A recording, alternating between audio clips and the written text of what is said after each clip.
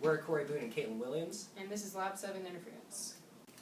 In the Young's double slit experiment, we have a laser source incident on two small slits, which act as single point sources and create an interference pattern on this measuring card through division by wavefront.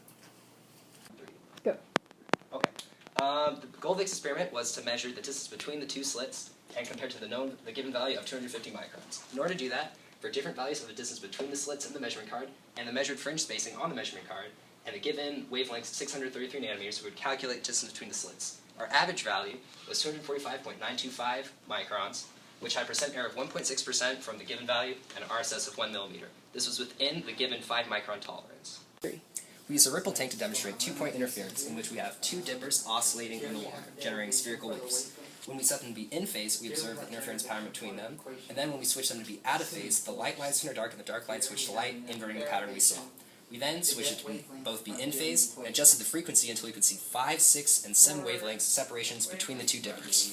We observed 5 wavelength separation at 11.6 Hz, 6 wavelength separation at 15.3 Hz, and 7 wavelength separation at 21.5 Hz.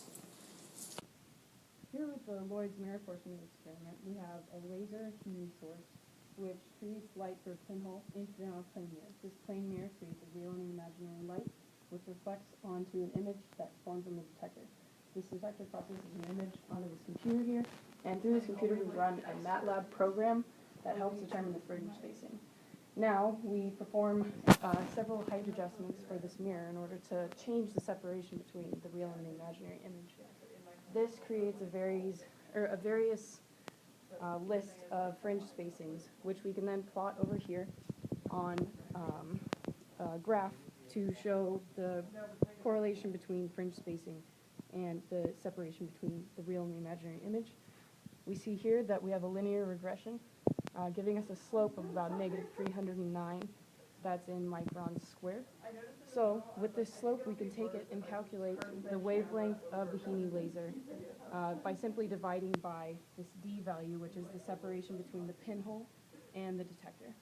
Now, this gives us a wavelength of 687.8 nanometers, as compared to the original 633 nanometers, which is a percent error of 8.6, and that's much more desirable than a wavelength calculated from differential calculus, which gives about 700 nanometers, which is a 10.5% error, and that uses separation between specific fringe spacing, which is much less accurate over time.